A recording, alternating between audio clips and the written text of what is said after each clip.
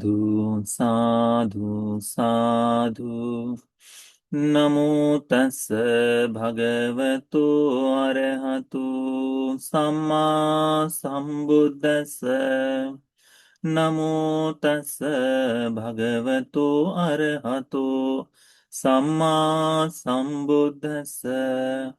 नमो तस् भगवतो अरहतो सम्मा संबुद्धस्स। साधु साधु साधु।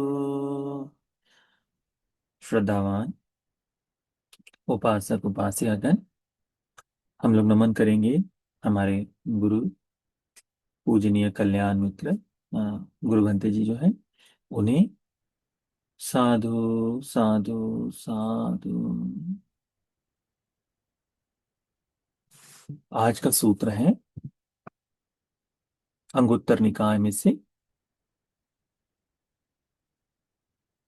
अंगुत्तर निकाय के धातु संयुक्त का हम लोग अभ्यास कर रहे हैं, जिसमें द्वितीय वर्ग है। उसमें सप्त धातु सुत्त वंदना करके सूत्र है। सात धातुओं के बारे में भगवान बुद्ध जी ने जो उपदेश दिया है उसके बारे में यह सूत्र बहुत ही सुंदर और बहुत ही गंभीर ऐसा उपदेश है।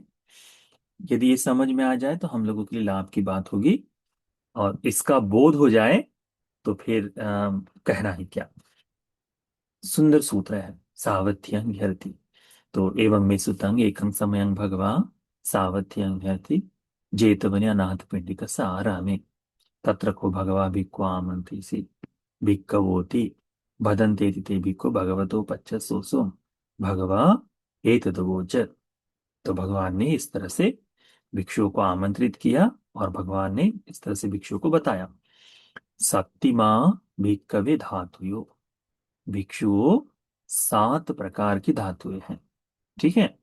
तो ये धम्म धातु जब हम लोग कहते हैं ना धर्म के बारे में संपूर्ण, तो इसमें धातु ये सारे भिन्न भिन्न चीजों से बना हुआ है ना। तो इसमें भगवान बता रहे इस सूत्र में कि सात प्रकार की धातुएं हैं। ठीक है। कतमा सत्त, कौन सी सात। अब जैसे हम सात प्रकार की धातुएं कहें तो लोगों को अनेकों बार ऐसा लगता है, हाँ भंते जी अभी हमको जो अष्ट धातु की मूर्ति होती है उसके बारे में बताएंगे। तो ऐसा नहीं है। ये जो धातु है ये धातु आध्यात्मिक मुक्ति के और मुक्ति के रस से रसे हुए धातु है। ठीक है। कतमा सत्त, कौन से सात। हाँ, कौन से सात धातु। आभा धातु। आभा धातु यानी प्रकाश आलोक धातु। ठीक है। शुभ धातु। शुभ धातु यानी शुभ। आकाशंचायतनम धातु, आकाश अनंत है इसके बारे में वह धातु। विज्ञानंचायतनम धातु, विज्ञान अनंत है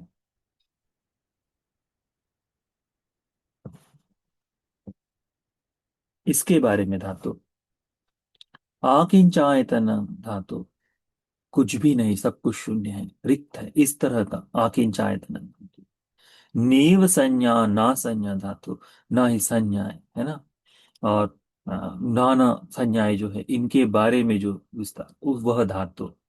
उसके बाद में संज्ञा वेदित निरोध धातु, संज्ञाओं का संज्ञा निरुद्ध हो जाए और संज्ञाओं का वेदन जो है वो निरुद्ध हो जाए, ऐसी धातु। इमां को भिक्खवे सप्त धातु, यह सात धातुएं है करके भगवान बताते हैं। ये कौन सी धातु हो गई अभी। ये धातु हो गई ध्यान से प्राप्त करने वाली धातु। जब हम ध्यान करते हैं तो ध्यान से जिस दिशा में जाया जाता है वह ध्यान की धातु है। एवं वुत्ते, जब भगवान ने इन सात प्रकार की धातुओं के बारे में बताए तब अन्यतरो भिक्खु भगवंतं एतदवोच।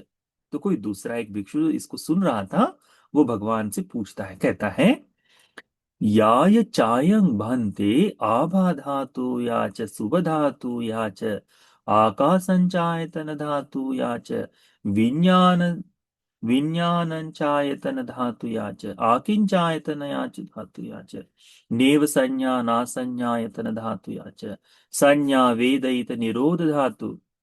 ये जो भगवान जो आपने सात धातुएं बताई है, वो आभा धातु हो या शुभ धातु हो, आकाश संचायत धातु हो, विज्ञान अनंत अनंत ऐसी धातु हो, कुछ भी नहीं है शून्य ऐसी धातु हो, कि भिन्न संज्ञाएं आदि नीव संज्ञा ना संज्ञा ना संज्ञाएं है ना, इन सारी की धातु हो या फिर संज्ञाओं का निरुद्ध हो जाए ऐसी धातुएं हो, तो भगवान इमानु को भन्ते धातुयो किंग पटिच पඤ्ඤायन्ति थी।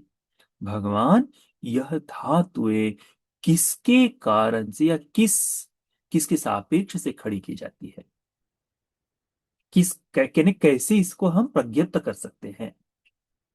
हम्म? किस हेतु से यह उत्पन्न होती है करके, तो हेतुओं के बारे में वह प्रश्न पूछता है। कितनी सुंदर बात है ना, भगवान धर्म का उपदेश कर रहे हैं, और जैसे ही उस भिक्षु ने वो सुना, उसके मन में ये शंका जागी और भगवान से बड़ा सुंदर प्रश्न किया। ये प्रश्न पूछने वाले भिक्षुगण थे, इसीलिए आज हमको इसका विस्तार पूर्वक धर्म सुनने का मौका मिलता है। भगवान उत्तर देते हैं, भगवान कहते हैं, यायं भिक्खवे आभा धातु। भिक्षुओं, ये जो आभा धातु है, अयं धातु अंधकारं पटिच्च पඤ्ඤायति, ये अंधकार के कारण उत्पन्न होती है। अब अंधकार क्या करता है? अंधकार सबको समाप्त करता है, परंतु अंधकार के विरुद्ध में यदि अंधकार हो तभी वहां उजाला आ सकता है ना। तो अंधकार के प्रतिच्छ, अंधकार के कारण वहां आभा धातु, आलोक जिसे कहते हैं, वह उत्पन्न होता है करके भगवान बुद्ध जी बताते हैं। ये जो अंधकार है, ये संपूर्ण समाप्त ही आलोक से होता है। तो अंधकार पटिच्चं पඤ्ඤायति, कौन सी धातु? आभा धातु। फिर भगवान कहते हैं, याय भिक्खवे शुभ धातु। भिक्षु, ये जो शुभ धातु है, ये सब शुभ है। यह अयं धातु अशुभं पटिच पඤ्ඤायति, लोक में अशुभ दिखाई देता है, इस अशुभ के कारण ही शुभ देखा जाता है ना। हम दो चीजों की कंपैरिजन करते, अच्छी चीज तब समझ में आती जब बुरी चीज हमको दिखाई दे, अन्यथा दोनों ही समान है ना। तो वैसे ही भगवान कहते हैं, अशुभ के कारण ही शुभ धातु देखी जाती है, अशुभ के कारण शुभ धातु प्रज्ञप्त होती है। यायं भी यायं भिक्खु आकाशंचायतन धातु। भिक्षुओं, ये जो आकाश अनंत है, यह धातु जो है, अयं धातु रूपं पटिच पඤ्ඤायति, रूप के कारण यह धातु प्रज्ञप्त होती है। कौन सी? आकाश संचायतन, आकाश अनंत है, ये किस कारण से? रूप के कारण से प्रज्ञप्त होता है। यायं भिक्खवे विज्ञानं चायतनं धातु, ये जो विज्ञान अनंत है करके जो कहा जाता है, यह धातु किस कारण से है? अयं धातु आकाशं चायतनं पटिच्च पඤ्ඤायति, आकाश अनंत है, इस हेतु से विज्ञान अनंत है ऐसा प्रज्ञप्त होता है, वह उत्पन्न होता है, उसके आश्रय से है पඤ्ඤायति। ठीक है। यायं भिक्खु आकिंचन्यायतन धातु, ये जो आकिंचन है, ये सब कुछ नहीं है, यह शून्य जो धातु है, यह शून्य धातु अयं धातु विज्ञानं चायतनं पटिच्च पඤ्ඤायति, विज्ञान अनंत होने के कारण प्रज्ञप्त किया जाता है। विज्ञान अनंत, इस कारण से आकिंचन उत्पन्न है। यायं भिक्खु नेव संज्ञा ना संज्ञायतन धातु, ये जो नेव संज्ञा ना संज्ञाएं हैं, इस धातु का जो विस्तार है, अयं धातु आकिंचन्यायतनं पटिच पඤ्ඤायति, कुछ भी नहीं है, सब कुछ शून्य है, इस हेतु से बताया जाता है। यायं भिक्खु संज्ञा वेदित निरोध धातु, अयं धातु, भगवान कहते हैं, निरोधं पटिच पඤ्ඤायति, सब कुछ निरुद्ध हो जाता है, इस कारण से बताया जाता है, इस कारण से वह बताया जाता है। अब जैसे रूप के कारण से बताया गया, तो जितने भी, जैसे कौन सी वाली धातु बताई गई रूप के कारण से? आकाशन चायतनम धातु है ना, ये धातु रूप के कारण से होता है। तो ये क्या है? तो रूपावचर ध्यान कहा जाता है। आप लोग ने अभिधम्म का अभ्यास किया होगा, तो रूपावचर शब्द का अभ्यास किया होगा, है ना। तो उस रूपावचर ध्यान से यह आकाश अनंत है करके देखा जाता है। ठीक है।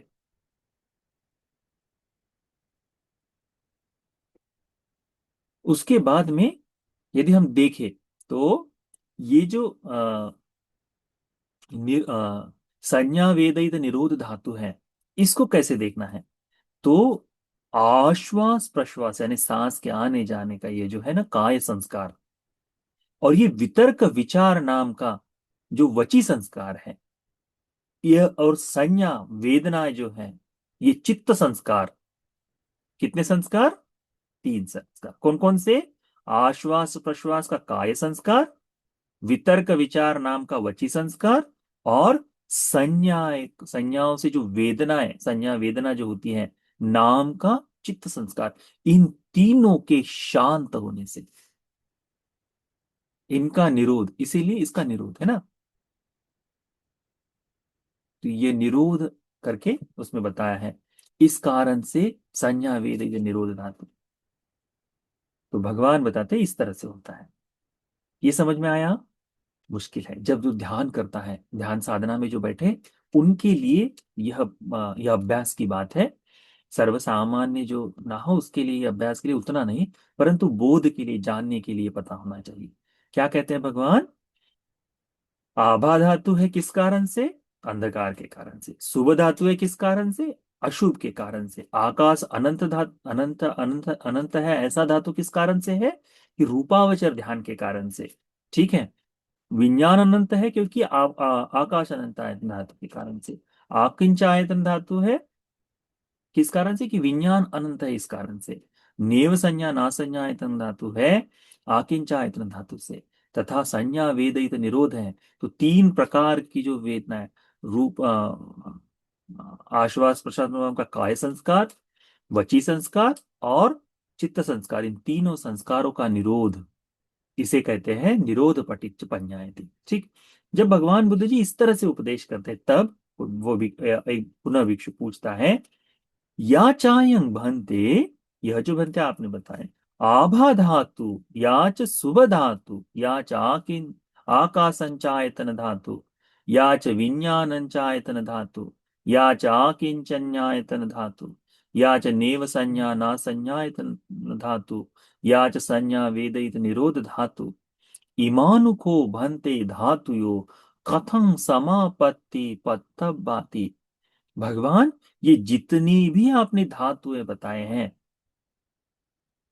इनकी प्राप्ति कैसे है करके बस पूछा है। इनकी प्राप्ति कैसे है करके पता है। अब ये विशेष है, किसको कौन से, अनेकों बार लोगों को लगता है कि अरे मैंने तो यह प्राप्त कर लिया है करके। इनको प्राप्त करने के लिए ये धर्म बड़े आवश्यक है, तो इनको बड़े अच्छी तरह से ध्यान में रखो। इसी से पता चल जाता है कि कौन व्यक्ति किस स्थिति में है करके। भगवान बुद्ध जी उत्तर देते हैं, ये जो धातु है, कथं समापत्ति करके पूछना, कैसे, किसको कैसी प्राप्त होती है करके। तो भगवान कहते हैं, या चायं भिक्षु आभा धातु, यह जो भिक्षु आभा धातु है, या च शुभ धातु, ये जो शुभ धातु है, या च आकाश संचायतन धातु, ये जो आकाश अनंत है करके है, या च विज्ञान चायतन धातु, या च आकिंचायतन धातु, इमे धातुयो संज्ञा समापत्ति पत्ति पत्तब्बा, संज्ञाओं की समापत्ति के कारण ही यह प्रज्ञप्त किए जाते हैं करके। ठीक है। यानी संज्ञाओं के साथ साथ देखी जाने वाली यह धातु है। जहां जब तक संज्ञा है, जान पहचान है, तब तक ये जो तब तक वह उस व्यक्ति को यह प्रज्ञप्त होती है।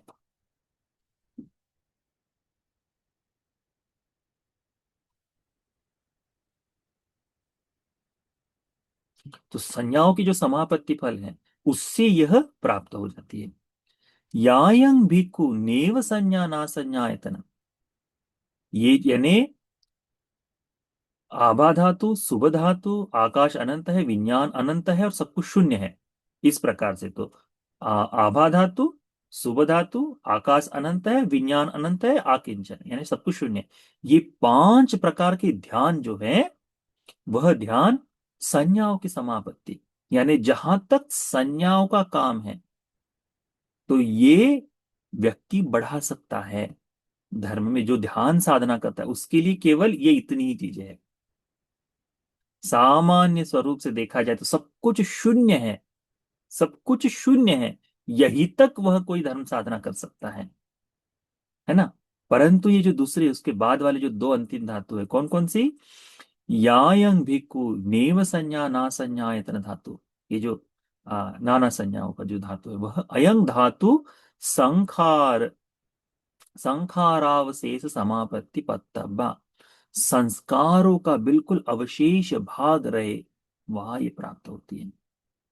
तो वो कहाँ है?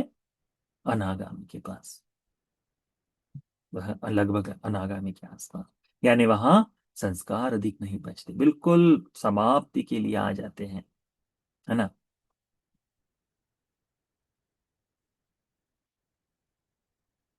तो वैसे और फिर अंतिम धातु है यायंग भिक्खु संज्ञा वेदित निरोध धातु, अयंग धातु निरोध समापत्ति पत्तब्बाति।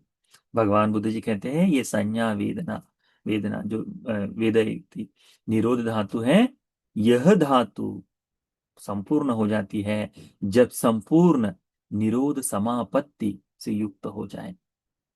किसको निरोध समापत्ति की प्राप्ति होती है? अरहंत को। जहां सारे ही सब कुछ समाप्त हो जाए वहां पर, वहां पर, है ना। तो संज्ञा का होना, संज्ञा अतिभाव जो है उसके कारण से पहले पांच ध्यान उत्पन्न हो सकते हैं। तो वहां तक सामान्य रूप से शीलवान धर्मवान व्यक्ति इन पांच ध्यान धातुओं को आत्मसात आराम से कर सकता है। ठीक है। तो ये जो बाकी है, दूसरा जो अंतिम है कि वह संस्कारों का निरुद्ध हो जाना जो है, संस्कारों का बिल्कुल अवशेष थोड़ा सा बचना है वह, तो ये जो सुख संस्कार बचते हैं ध्यान साधना में, सुख संस्कार का अंतिम भाग जो है वो बचा रहता है कि उस ध्यान में वो आनंद है। उपेक्षा चतुर्थ ध्यान के आगे जब जाकर ये है तब भी उस ध्यान का एक सुख है, उस सुख के अवशेष होने तक यह ध्यान तब प्राप्त होता है। ठीक है। परंतु अंतिम जो है निरोध समापत्ति पत्तम, ये निरोध है, सब कुछ निरुद्ध हो जाने पर, सारे ही आश्रयों का सब कुछ निरुद्ध हो जाने पर ही निरोध समापत्ति को प्राप्त किया जाता है। इसीलिए निरोध समापत्ति को अरहंतों का ध्यान कहते हैं, अरहंत।